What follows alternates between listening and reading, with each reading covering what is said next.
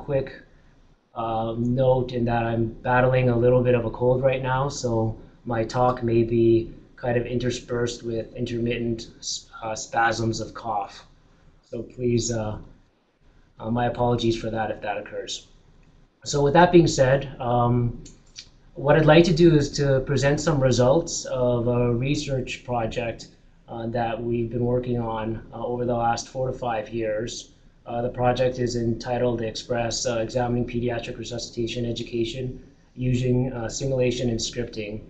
Although I've listed 7 or 8 authors on the title, really this was a huge body of work that involved collaborators, over 40 collaborators from various sites all around the world, and I will recognize them in the body of my talk. So first off, a quick disclosure. For this project, we received grant support from the American Heart Association.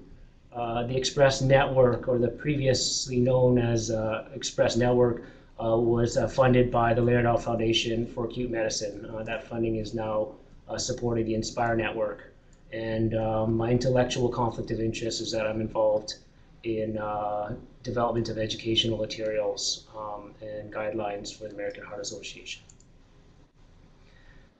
So at a meeting in Philadelphia in 2007, a small group of us got together. It was hosted by Vinay Nadkarni, and at this meeting we were discussing, what we could do to improve the quality of pediatric life support education, and namely PALS, on an international level. We noticed in this meeting, many people commented that simulation has grown and that it would likely be incorporated into some of these more standardized courses. And more recently, with the release of the new guidelines in 2010 and the new courses in 2011, we've seen simulation creep into these standardized courses such as PALS, NRP, and ACLS. The problem is that with these standardized courses, there's thousands of instructors that are delivering this so-called standardized content, yet we realize that the quality and style of debriefing from site to site is quite variable.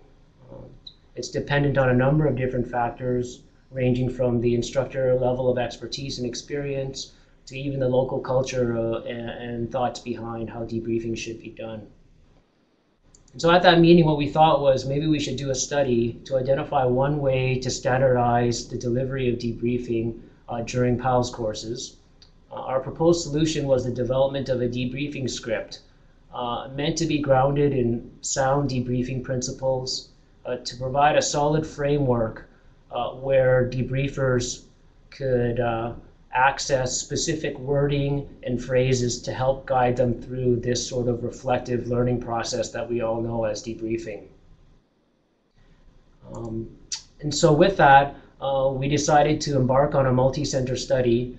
The study involved 14 centers across North America, and we had 2 main questions in mind. 2 interventions that we were interested in assessing. The first intervention was scripted versus non-scripted debriefing. And the second intervention we were interested in learning about was low physical realism versus high physical realism.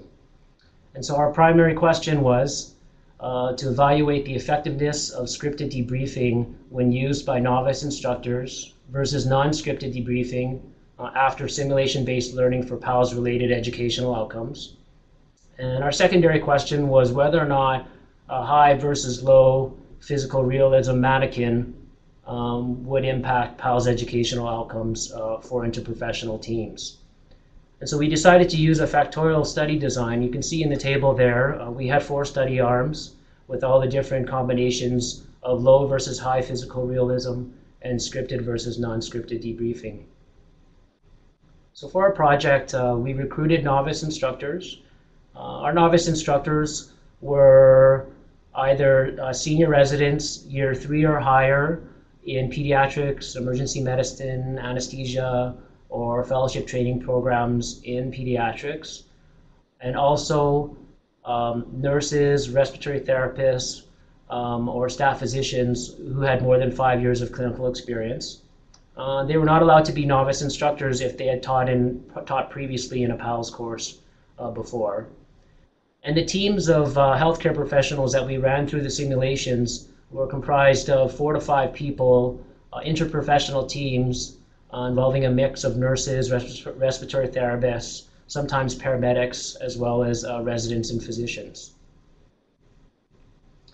And so before we embarked on this study, we had a lengthy debate about how we should characterize realism in the context of this study, or more commonly known as fidelity.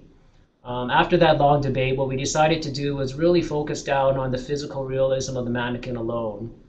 And so all sites in our study used a Laerdal sim baby. In the low realism arms, the Laerdal sim baby's compressor was shut off, and the only thing that was shown was the patient monitor with no audio. And so with the compressor shut off, the child wasn't breathing, there's no heart sounds, no breath sounds, no pulses, but they could still see the heart tracing, just no audio. And in the high realism arm, the sim baby was completely turned on with full functionality.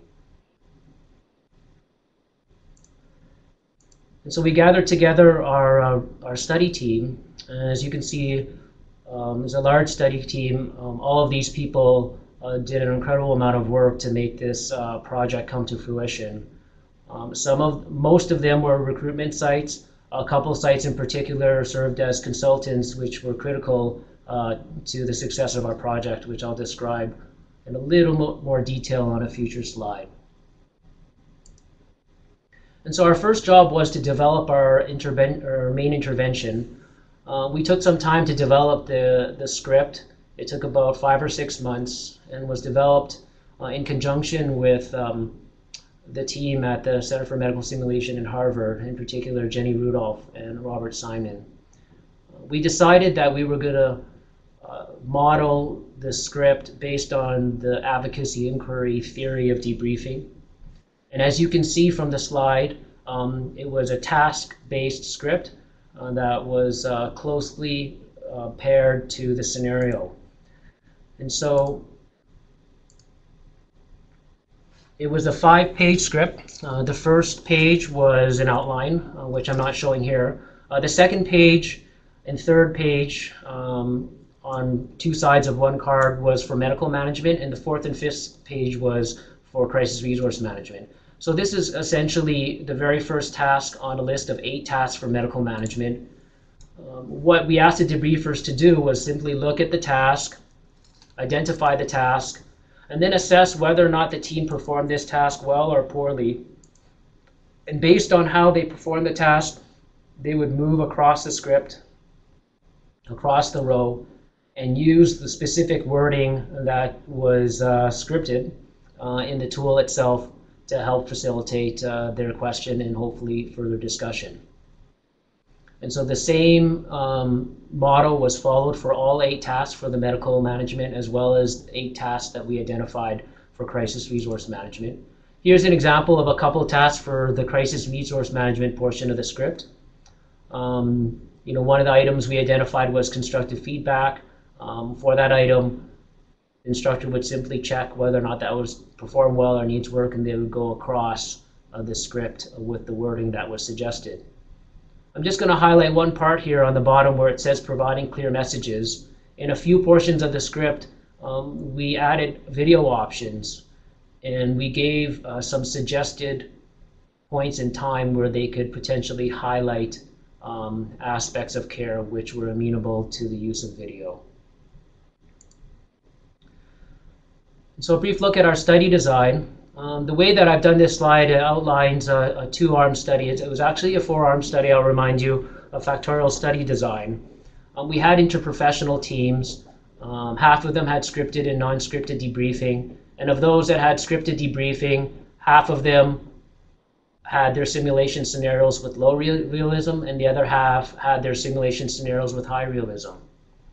So for all groups, before they did their pre-simulation scenarios, they were all asked to complete a 20-question multiple choice question test to assess knowledge.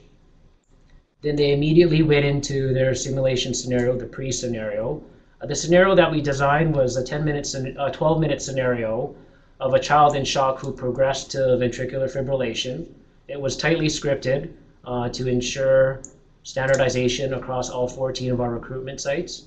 And the scenario ended either after they shocked 3 times or at the 12-minute mark.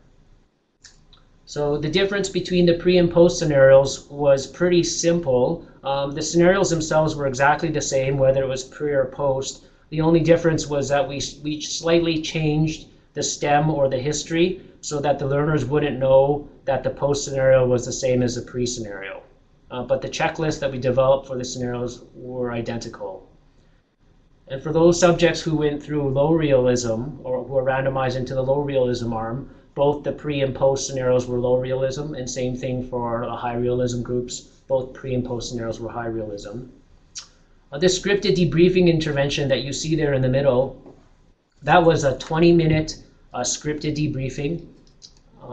For those discussions that were going beyond 20 minutes, the debriefings were halted by the facilitator at the 20-minute mark. We did, however, have a number of debriefings that were quite short, mostly non-scripted ones, and those ones ended when they ended.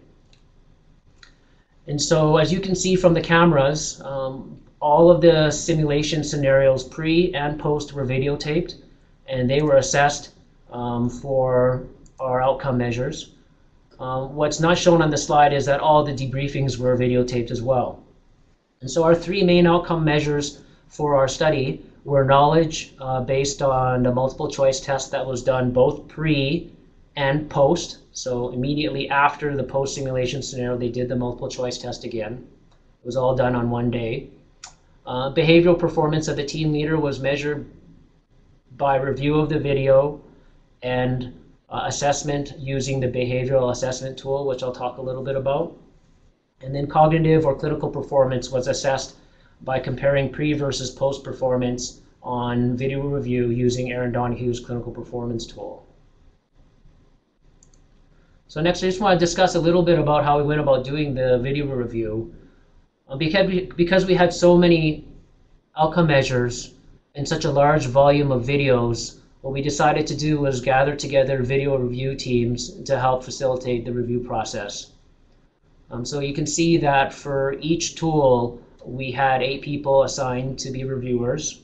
For the one tool I haven't talked about yet is the DASH tool. The DASH was not included as a main outcome measure for this study. However, we wanted to collect data for our debriefings to help the team from Harvard validate this new debriefing assessment tool that they developed. And so there was a team of individuals assigned to rate and evaluate debriefing, the debriefing performance. The other 2 tools, the CPT and the BAT, what we did to help increase our inter-rater reliability was we conducted rater training, which was an in-person rater training session that was held. What that involved was the co-developers of each of these tools. The CPT was Aaron Donahue, the BAT, Judy LaFleur, Jody Anderson, and Lou Halamic. They ran a quick didactic session describing their tool, and then they showed us 2 videos. One video was poor performance, and one video was excellent performance. And our raters were asked to rate the performance on those 2 videos. And then there was a discussion following each rating to help calibrate our raters.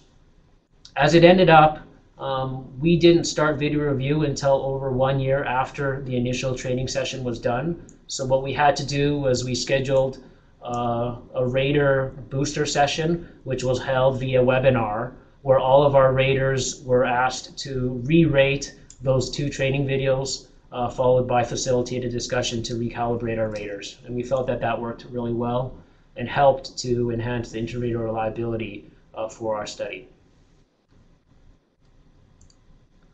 So moving on, you can imagine that we had a very large volume of videos, over 400 videos, and a team of 24 raters.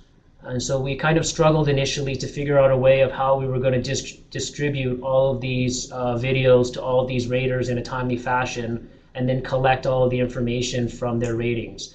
And so what we did was we developed an online research portal. The detailed description of this portal is in this publication from earlier last year.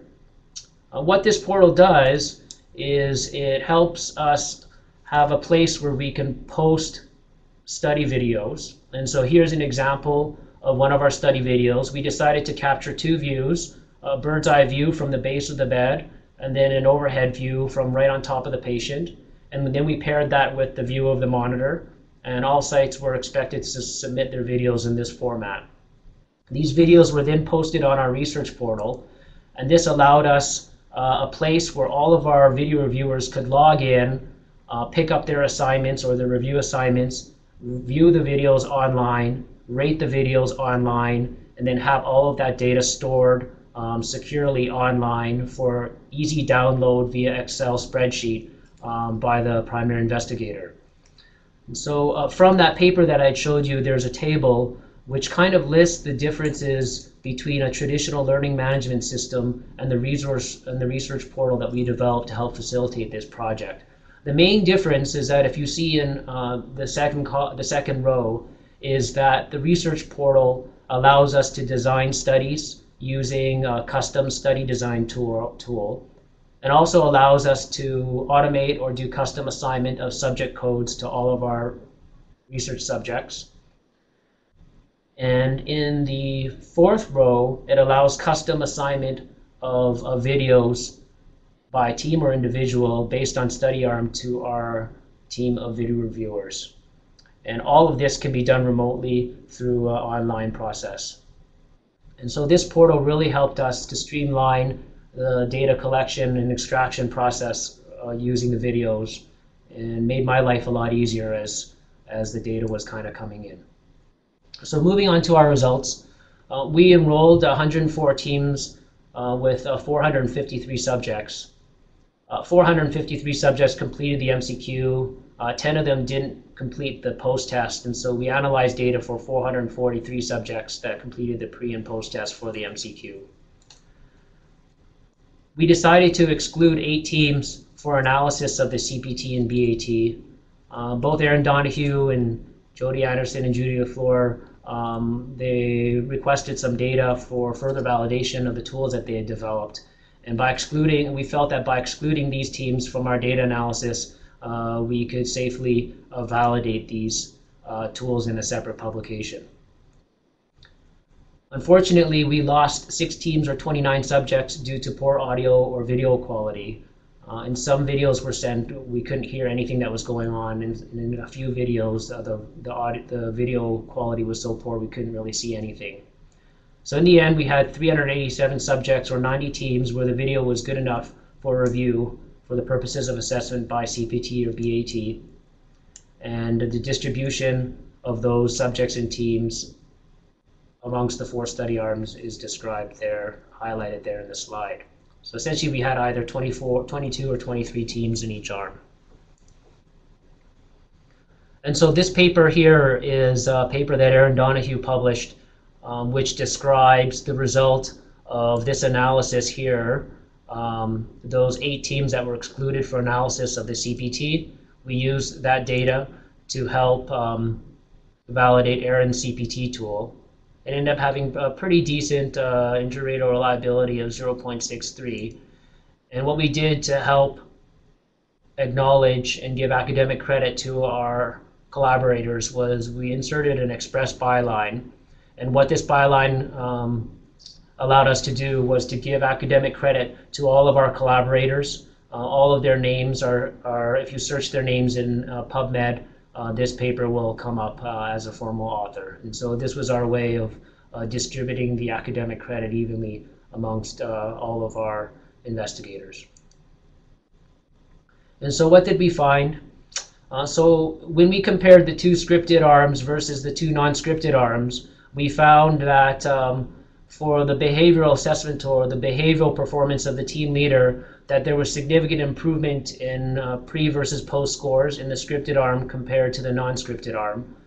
That was shown with a p-value of 0.03. There was also a statistically significant improvement in MCQ scores between the scripted and non-scripted arms. although very small.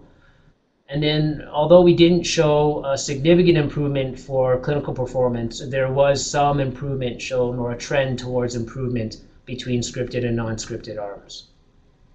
What was really interesting was when we looked at the data for physical realism, we found that there was no statistically significant difference in comparing the two high realism arms versus the low realism arms for all three of our outcome measures.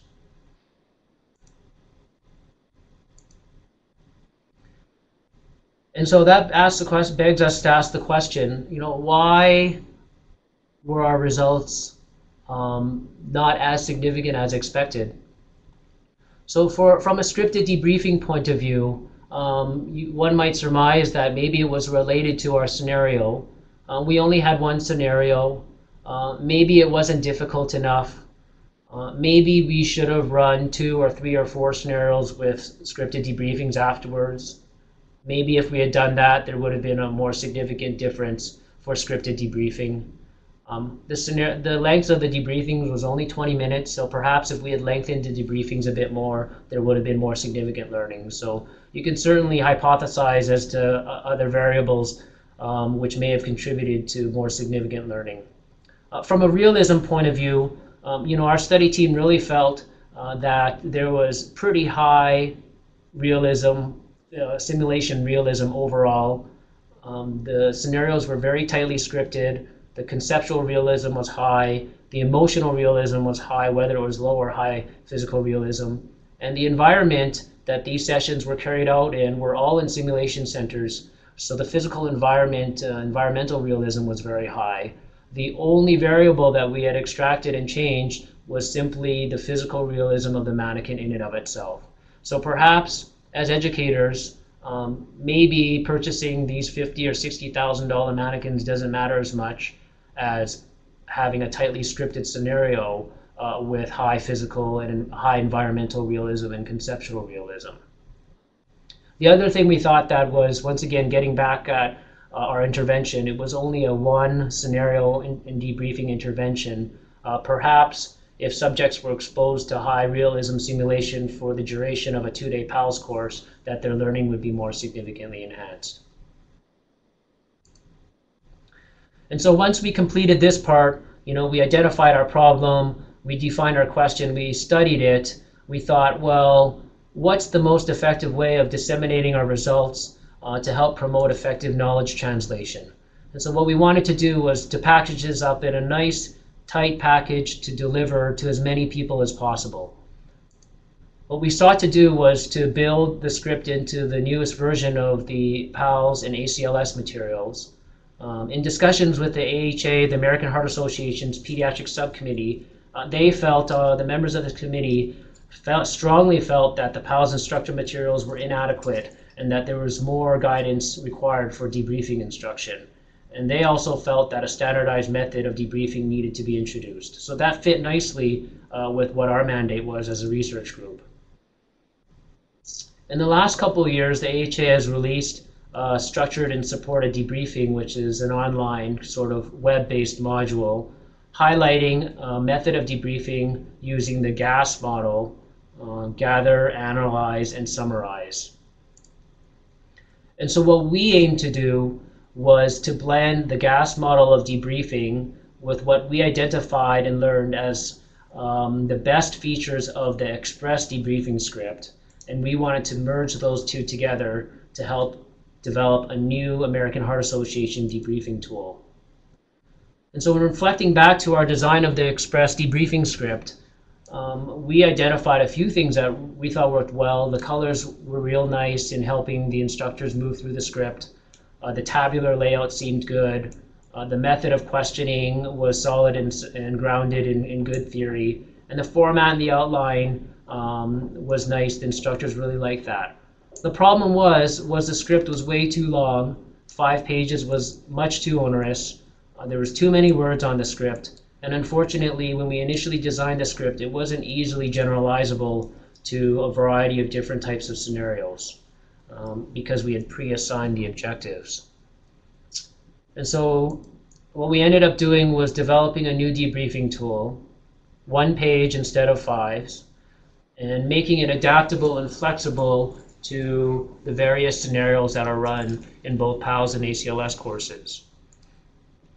And you can see that in this tool, we built in the gather, analyze, and summarize method of debriefing, which actually is modeled pretty similarly to advocacy inquiry, minus one part of the advocacy inquiry sequence. And so at the top part of the tool, just looking a little bit closer at this tool, at the top part, these learning objectives can be tailored and changed for each debriefing tool, for each scenario. And so all of these are changed depending on which scenario the instructor is running. The general debriefing principles are the same. We decided to keep it short and sweet and to really highlight the most important points. And then in the main part of the tool, the key difference was on the left column here, these desired actions. These actions were taken from the PALS checklist for each specific scenario. And for every single scenario, we substituted out the actions and made them targeted and applicable to that specific scenario. And so this allowed the flexibility and generalizability that wasn't present in our initial script. And so how this tool works, very similar to the previous one. As an instructor, you use the tool and you can simply put a check mark beside the actions that you see that they've done. Once you see that, you can start discussion by either stimulating discussion through student-based observations or through your own observations. And then decide whether or not that particular performance gap was done well or needs improvement. Based on that decision, you'll go to either the done well column or the needs improvement column in the analyze piece. And then from there, you can facilitate a discussion or summary via either a student-led format or an instructor-led summary. And so you can see that the wording is much more tight. We build in flexibility by having these boxes which say insert action here. That allows the instructor to insert whatever sort of actions they observed to help them with the wording in their debriefing. And so once we developed this new tool, it was pilot tested at three sites that run PALS courses through the AHA. Following some minor revisions, we brought the tool back to the AHA subcommittee. They made some suggestions for change, and that led to the final version of the tool. And so for 2011 and 2012, PALS instructor training is going to look like this. All instructors, new instructors, are going to be encouraged to take the online web course, to take an instructor course, and then in the instructor manual, there's a new debriefing chapter, and all the debriefing tools, the debriefing tool will be incorporated onto the back of every single scenario card. And so on the front of the card, you'll see this one is the group card. You'll see your typical PALS scenario. And then on the back of the card, you'll see the debriefing tool with all the actions tied to the scenario on the front of the card. So the AHA really liked this, and what they decided to do was they decided to take the exact same tool and apply it to the ACLS course. And so for those of you who teach ACLS and have seen the new materials, you'll see this AHA debriefing tool on the back of every single one of the scenario cards. They decided to format in a landscape format, which I think works really well. Content is the same as the PALS cards. And so to further build on the work that we did, we decided to write this up. Our team was led by David Rogers and John O'Donnell, who were critical in developing the GAS model debriefing, helped to write up this article, which will be published in Pediatric Critical Care Medicine in December of this year. So if you want to learn a little bit more about the process that went into developing the new debriefing materials for PALS, you can take a peek at this article when it comes out. And so in summary, we feel that our study helps to show and prove that scripted debriefing for novice instructors in particular helps to improve some learning outcomes. We feel that for much of the research that we do in simulation, the knowledge that we acquire through our research can be best disseminated by collaborating with established associations and societies. And in the future, what we hope to do is to take a closer look at the AHA tool that we developed, see what learners and instructors feel about that method of debriefing, measure the compliance and usability of the tool in the context of PALS or ACLS courses, and then eventually measure learner outcomes and patient outcomes for courses that have been run using the tool. Next step is to perhaps pilot different methods of debriefing using debriefing tools. And so branch away perhaps from advocacy inquiry, look at other models of debriefing that people are practicing around the world, develop tools and scripts in a non-PALS context, and test to see whether or not these tools help to facilitate learning. And so we really feel that if we're able to effectively improve the way we promote knowledge translation, this will lead to a greater impact. And so we're hoping to see that through the incorporation of the debriefing script and tool into the AHA courses. Before I end, I just want to mention a couple things regarding the INSPIRE network. Mark alluded to this at the beginning of the introductions of the webinar. Many of you know both the Express and Poise networks, which were formed over the last 5 years to help facilitate pediatric simulation-based research and education. Over the last year, these two networks have come together to form INSPIRE, the International Network for Simulation-Based Pediatric Research, Education, and Innovation. Our network has over 100 sites with a variety of different people who have a broad scope of expertise. And we're pleased to have a number of different multi-center projects ongoing involving resuscitation, education, procedural skills training, et cetera, et cetera. And so we'd really like for you to get involved. The best way to get involved is to attend our meetings, which will be at usually the International Meeting for Simulation and Healthcare. The next meeting will be January in Orlando, as well as IPSSW, which will be in April in New York City. If you're new to research, please don't hesitate to join us. We do single site studies. We aim to do multi-site studies. If you're interested in just getting on our distribution list, please send an email to Nicola Robertson. Her email is listed there. If you're interested in a specific research project or have an idea, feel free to email either myself or Mark, or you can visit our website, which is www.inspiresim.com. So www.inspiresim.com, and that will actually, I think Todd, there goes Todd. Yeah, Todd just posted the website there in the chat box. So please visit the website there, contact us if you're interested, and we look forward to working with you.